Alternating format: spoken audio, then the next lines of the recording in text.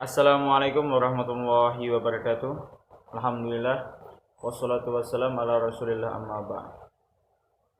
Okay, my name is Abdul Aziz. I am from the class 2019, and now in this video I will explain to you about materials design model and materials and syllabus. Okay, let's go. Materials design model, by which I said, now we can present a model that we have used for writing or our materials and provide a coherent framework for integration of various aspects of learning.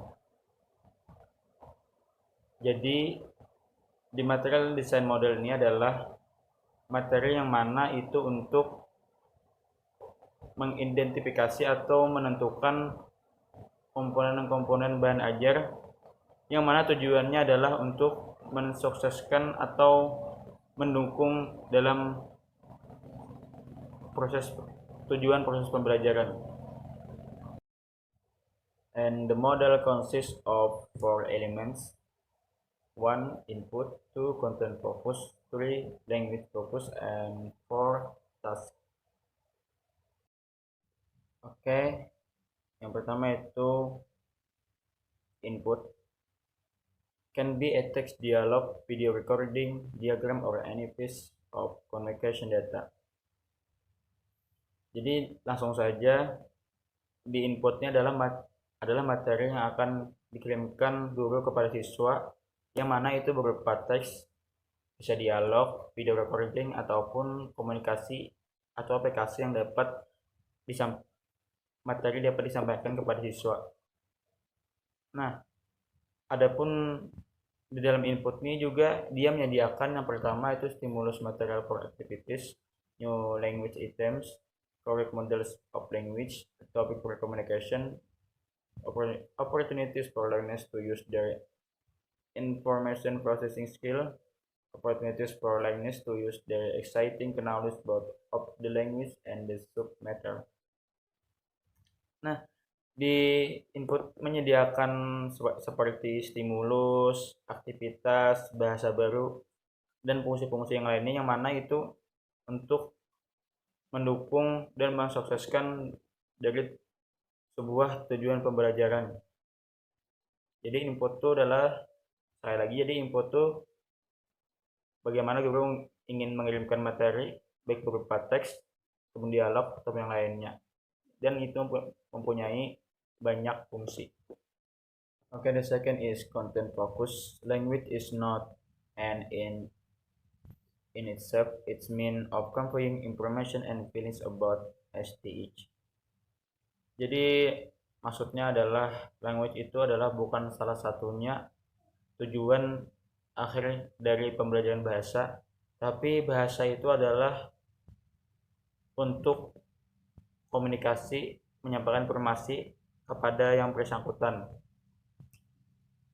Oleh sebab itu, dalam pembelajaran bahasa tidak mesti bahasa yang harus difokuskan, melainkan juga dalam konten itu harus fokus, yang mana konten itu siswa harus paham agar bisa dimanfaatkan untuk menghasilkan komunikasi yang bagus di dalam kelas maupun di luar kelas.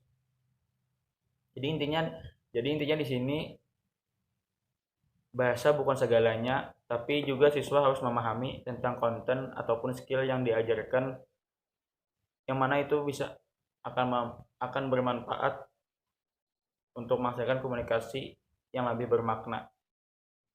Third is language focus. Enable learners to use language. In language focus, learners have the chance to take the language to pieces, study how it works, and practice putting it back together. Jadi langsung saja di sini di language focus nih, sebagaimana kita mengetahui tujuan pembelajaran bahasa adalah bagaimana bahasa itu dapat digunakan oleh pelajar. Tapi akan aneh ketika kita memberikan sebuah materi ataupun bahan ajar, tapi kita tidak memberikan waktu kepada siswa untuk menganalisis tersebut. kayak menganalisis bahasa tersebut maksudnya. Di situ kan pelajar memiliki kesempatan mengambil bahasa untuk potongan, mempelajari cara kerjanya dan praktik menempatkan kembali bersama lagi. Dalam artian, dalam pembelajaran bahasa, itu siswa kita beri waktu, kita beri tempat untuk menganalisis sebuah bahasa. Contohnya ketika mereka tidak dapat memahami bahasa yang satu dan bahasa yang satu, itu kita memberikan waktu untuk mereka menganalisis atau mereka memahami bahasa tersebut, atau kalau yang tidak bisa memahami itu bisa bertanya kepada seorang guru, yang mana itu akan membantu siswa agar lebih fokus kepada bahasa. Bukan berarti tujuan bahasa itu bagaimana bahasa digunakan, tapi di tujuan bahasa adalah kita harus memahami apa yang kita sampaikan dan apa yang kita ingin jelaskan kepada yang lainnya. Okay, the last is task. The ultimate purpose of language learning is language use. Material should be designed to lead towards communicative tasks in which learners use the content and learn language knowledge they have to build up through the unit. Jadi langsung saja, sebagaimana kita ketahui adalah tujuan pembelajaran bahasa adalah untuk bagaimana bahasa itu digunakan.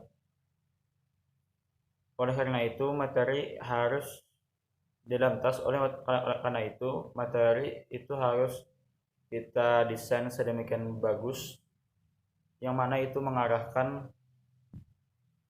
kepada pembelajaran dan mengerjakan tugas yang komunikatif, yang bisa berupa dari content language, input, dan language focus. Okay, next is materials and syllabus.